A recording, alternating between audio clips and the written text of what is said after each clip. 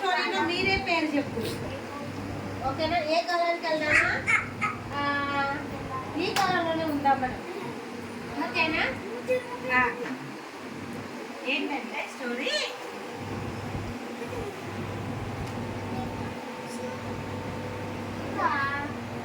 అనగనగా ఒక రోజు అంట ఈ చేతి వేళ్ళు కొట్టుకుంటున్నాయంట. ఫింగర్స్ కొట్టుకుంటాయి. ఫింగర్స్ ఉన్నాయి కదా, ఏమేమి ఫింగర్స్ ఉన్నాయి నాని? 5 ఫింగర్స్ ఉన్నాయి. ఏమేంటివి? Thumb finger, middle finger, ring finger, little finger. ఈ ఫింగర్స్ కొట్టుకున్నాయంట. ఎందుకో తెలుసా? నేనే గ్రేట్ అని కొట్టుకున్నాయి. ఫస్ట్ వచ్చేసిందండి థంబ్ ఫింగర్. థంబ్ ఫింగర్ అంటుంది ఏమంటుంది తెలుసా? చూడండి, నేను చాలా గొప్పదాన్ని, నేను లేకపోతే ఏ పని చేయలేదు, ఏ పని చేయలేదు. అందుకే కదా నాన్న, ఏంటిది గుర్తుందా మీకు? స్కూల్లో ఒక లెసన్ ఉంటుంది, ఏకలవ్య అని ఇంగ్లీష్లో లెసన్ ఉంటుంది. లేదా మన ఏమవుతుంది, మహాభారత కథలో ఏకలవ్యుడు అనే పోయేవాడు ఉండేవాడు. ఓకేనా? గిద్దెల దగ్గర చెందిన వాడు ఉన్నాడు. ఆయన ఏం చేశాడు? ద్రోణాచార్యుడి దగ్గర కౌరవులు పాండవులు విద్య నేర్చుకుంటే చూసేసి నాకు కూడా విలు విద్య నేర్చుకోవాలి, బాణాలు వేసే విద్య నేర్చుకోవాలి అని అనిపించింది అని. అది ఒక పెద్ద స్టోరీ నాన్న. అని గురుగారి దగ్గర నాకు నేర్పించరా అంటే, నేను నేర్పించను, నేను రాజకుమారులకు మాత్రమే నేర్పిస్తాను, నీకు నేర్పించను అంటే తను వెళ్ళేసి స్వయంగా ఈ ద్రోణాచార్యుడి విగ్రహం పెట్టేసుకొని ఏం చేస్తాడు?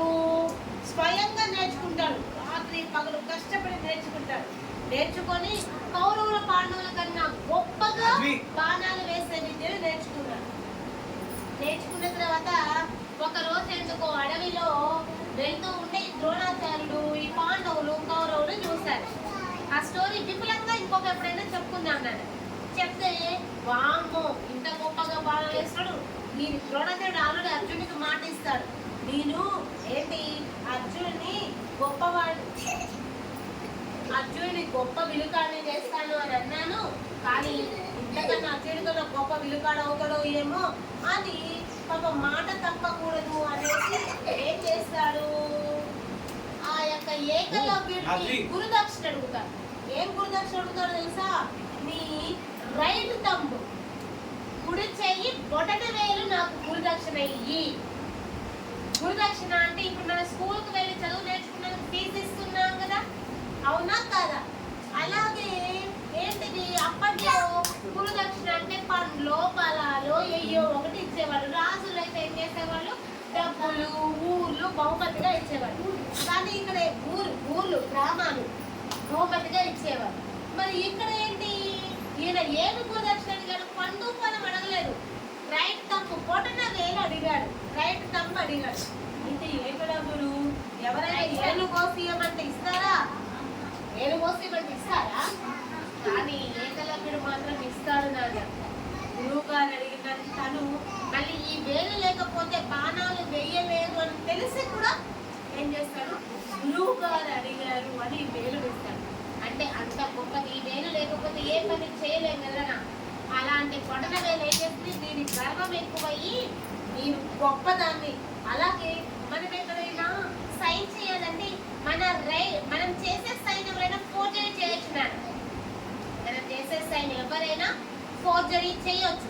అంటే మనం చేసే సైన్ మన సైన్ వేరే వాళ్ళు కూడా పెట్టే ఛాన్స్ ఉంటుంది. కానీ థంబ్ తోటి మనము ఏం చేస్తాము? ముద్ర వేస్తాం, వేలు ముద్ర వేస్తాం అనుకోనా. ఈ వేలు ముద్ర వేస్తే ఎవరు ఫోర్జరీ చేయలేరు, మన థంబ్ తోటి ఫోర్జరీ ఎవరు చేయలేరు. ఎందుకంటే వేరే ఎవరి వేలు ముద్ర అయినా వేరేలాగా ఉంటుంది, ఒకళ్ళది ఇంకొకళ్ళు ఎవరికి మ్యాచ్ అవ్వదు నాన్న, ఎవరిది వాళ్ళకే ఉంటుంది. కాబట్టి నేను చాలా గొప్పదాన్ని అని విర్రవీగుతూ బొటన వేలు అంటది. అప్పుడు చూపుడు వేలేమంటది? ఇదేమైనా తక్కువ తింటదా? నువ్వే గొప్ప, నేను ఇంకా గొప్పదాన్ని. ఎవరినైనా చెప్పాలి, అడగాలన్నా ఏంటి చెప్పు అని నా వేలే చూపిస్తాను. వేరే వాళ్ళని చూపుడు వేలు చూపించి మరీ ప్రశ్న వేస్తారు, చూపుడు వేలు చూపించి మరీ మాట్లాడతారు. కాబట్టి ఎవరికి ఏది చూపించాలన్నా అదిగో ఆ పువ్వు చూడు ఎంత అందంగా ఉందో, ఎంత బాగుందో చూడు అని చూపుడు వేలుతోనే చూపిస్తారు. అవునా కదా? ఏది చూపించాలన్నా నా వేలు ఉండాలి. కాబట్టి నేనే గొప్ప అదే అంటే గొప్ప. అందరికన్నా పొడుగుదాన్ని నేను, అందరికన్నా పొడుగుదాన్ని నేను. నా పక్కన ఇటోకి ఇద్దరు ఉన్నారు, ఇటోకి ఇద్దరు ఉన్నారు, సైన్యం లాగా. మీరు చాలా గొప్పదాన్ని అని మధ్య వేలన్నది. ఇప్పుడు ఏం చేసింది? మీరేం గొప్ప. ఇదేమో బలాన్ని చూపించింది, ఇదేమో అధికారాన్ని చూపించింది, ఇదేమో పేరు నేను రాజు అది ఇది అనేసి ఇది చూపించింది. ఇప్పుడు ఇదేమంటుంది తెలుసా? ఎవరికైనా కొంచెం డబ్బులు ఎక్కువ రాగానే ముందు ఉంగరాలు వేసి నాకే దొరుకుతారు. బంగారం పెట్టుకునేదాన్ని నేను, అంటే డబ్బులు ఎక్కువ ఉన్నాయని స్టేటస్ చూపించుకునేదాన్ని నేను. కాబట్టి ఈయనే గొప్ప అని ఈ ఉంగరం నేను మాట్లాడింది నాన్న. అప్పుడు ఇంకా నెక్స్ట్ వన్ ఎవరు? లిటిల్ ఫింగర్, చిటికెన వేలు. ఇది మాత్రం ఏమీ మాట్లాడలేదు, కాముగా ఉంది, ఏం మాట్లాడలేదు. వీళ్ళు ఎంత కొట్టుకుంటున్నా బొటన వేలు, థంబ్, ఇండెక్స్, మిడిల్, రింగ్ ఇవన్నీ కొట్టుకుంటున్నా కానీ ఇదేమీ మాట్లాడకుండా కాముగా ఉండిపోయింది. ఇక పాపం ఇదైతే కాముగా ఉండింది. చేతులు ఏమన్నా ఫింగర్స్ ముందు నాకు చెయ్యలేకపోతే వేళ్ళెక్కడి అని చేతులు మీరు గొప్ప అంటారు. చేతులు కాళ్ళు మీరందరేంటి? ఉండే మీరు ఉండాలి కదా, మీరు ఉంటేనేక మీరుండేది. కాబట్టి మీరే గొప్ప అని మన బాడీ కూడా పోటీ పడింది. ఇక ఇది ఇలా తేలట్లేదు, ఎవరి గొప్ప తేలట్లేదు. కాబట్టి ఈ దేహాన్ని సృష్టించిన వ్యక్తి దగ్గరికి వెళ్దాం, సృష్టించిన వ్యక్తి, క్రియేట్ చేసిన వ్యక్తి దగ్గరికి వెళ్దాం అని మనిషి ఏం చేశాడు? వ్యక్తి దగ్గరికి వెళ్ళాడు. ఎవరా వ్యక్తి? గట్టి చెప్పున్నది బ్రహ్మదేవుడు. బ్రహ్మదేవుడి దగ్గరికి వెళ్ళాడు. బ్రహ్మదేవుడి దగ్గరికి వెళ్ళగానే ఏం చేస్తాడు ఈ మనిషి? దేవుడి దగ్గరికి వెళ్ళగానే ఏం చేస్తాం నాన్న? ఫస్ట్ దేవుడి దగ్గరికి వెళ్ళగానే ఏం చేస్తాం? ఏంటన్నా ఎలా చేయాలి చెప్పండి? నమస్కారం ఎలా చేయాలి? ఇలా చెయ్యాలా? నమస్కారం చేస్తా, ఓం నమో బ్రహ్మదేవాయ అని ఇలా నమస్కారం చేశారు.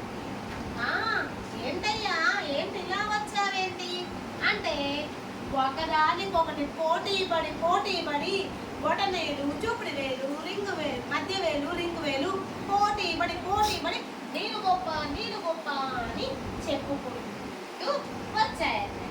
అక్కడ కూడా అదే తంతు, బ్రహ్మ ముందు కూడా అదే తంతు నడిచింది.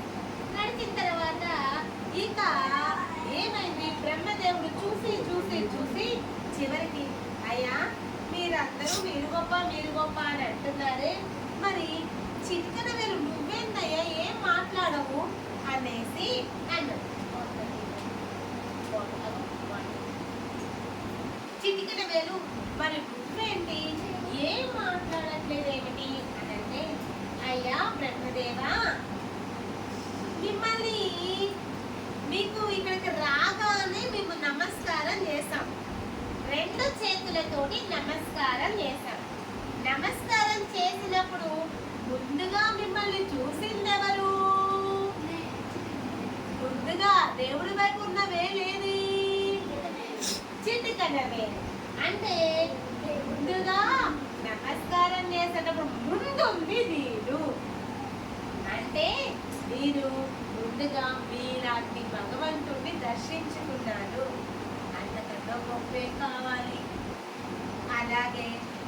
ఎవరి దగ్గరికి వెళ్ళినా, ఋషుల దగ్గరికి వెళ్ళినా, మన టీచర్స్ దగ్గరికి వెళ్ళినా, మన బంధువుల దగ్గరికి వెళ్ళినా, ఎవరికైనా ముందు మనం ఏం చేస్తాము? నమస్కారం చేస్తాం. అంటే అందరినీ ముందు పలకరించేదెవరు? అందరినీ పలకరించేదెవరు? మీరు. వీళ్ళందరికన్నా ముందు పలకరించేది నేను. కాబట్టి నాకు ఇది చాలు, గొప్ప గొప్ప ఏమవసరం లేదు. ఈ అందరికన్నా ముందు దర్శనం చేసుకునేది మీరు. కాబట్టి నాకు ఈ గొప్పతనం చాలు, ఇంకా ప్రత్యేకమైన గొప్పతనం ఏమీ లేదు. అలాగే అసలు ఈ సృష్టి ఆది కావాలనంటే ఇంకొక వ్యక్తి భూమి మీదకి రావాలన్నా పెళ్లి జరగాలి. ఆ పెళ్లి జరిగినప్పుడు పెళ్లి కొడుకు పెళ్లి కూతుర్ని కలిపేదెవరు? చిటికెన వేలు, బొట్ట వేలు కన్నాడు, చిటికెన వేలు. ఈ చిటికెన వేలుతోనే కలుగుతారు. అంటే సృష్టికి ఆరంభం చేసేది కూడా ఇక్కడ నుంచే. కాబట్టి నాకు ఇది చాలు, నేను గొప్ప అని అనుకోవాల్సిన అవసరం ఏమీ లేదు అనేసరికి ఇవన్నీ కూడా తగ్గిపోయి ఒకరికొకటి గొప్పేవి కాదు. మనం ఎదుటి వాళ్ళని గౌరవించడమే గొప్ప, ఎదుటి వాళ్ళని పలకరించడమే గొప్ప, సంస్కారంతో పలకరించడమే గొప్ప అని అన్నీ తెలుసుకుంటాయన్న. ఇంతకీ ఎవరు గొప్ప నానా? చిటికెనవేలు గొప్ప, కానీ చిటికెనవేలు గొప్ప అని అనుకోవట్లేదు నాన్న. సంస్కారంతో ఉండడమే గొప్పతనము, సంస్కారమే గొప్పతనము.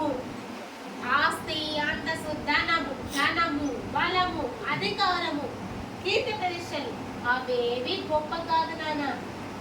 ధనము గొప్ప కాదు, కీర్తి ప్రతిష్టలు గొప్ప కాదు, అధికారం గొప్ప కాదు, బలం గొప్ప కాదు, బలం ఉన్న గొప్ప కాదు, ఇవేవి గొప్ప కాదు. సంస్కారమే గొప్ప.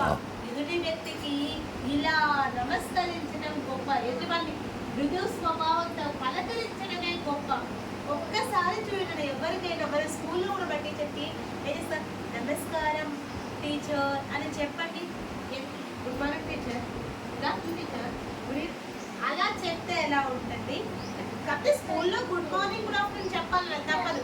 కానీ మన ఇంటికి రిలేటివ్స్ వచ్చినా, మన బంధువులు వచ్చినా, మన స్నేహితులు వచ్చినా, ఎవరు వచ్చినా మనం ఫస్ట్ ఒక్కసారి ఇలా నమస్కారం చేసి జై శ్రీరామను, మీ ఇష్టమైన దైవం మీద ఎవరైనా కావచ్చు. కొంతమంది జై హనుమాన్ అంటారు, జై శ్రీకృష్ణ అంటారు, హరే రామ్ అంటారు, హరే కృష్ణ అంటారు, సాయిరామ్ అంటాం, జై శ్రీరామ్ అంటాం. అది ఏదైనా కావచ్చు, ఏదైనా ఒకటే, భగవంతుని తలుచుకున్నట్లు ఒకటి. అలా చేతులు జోడించి నమస్కరించడమే గొప్ప, సంస్కారంతో ఉండడమే గొప్ప అని ఈ స్టోరీలోనే నేర్చుకున్నాను. ఓకేనా? నచ్చిందా స్టోరీ? ఓకేనా? ఓకే పిల్లలు, ఈ స్టోరీ ఈ సమాప్తం. ఓకేనా?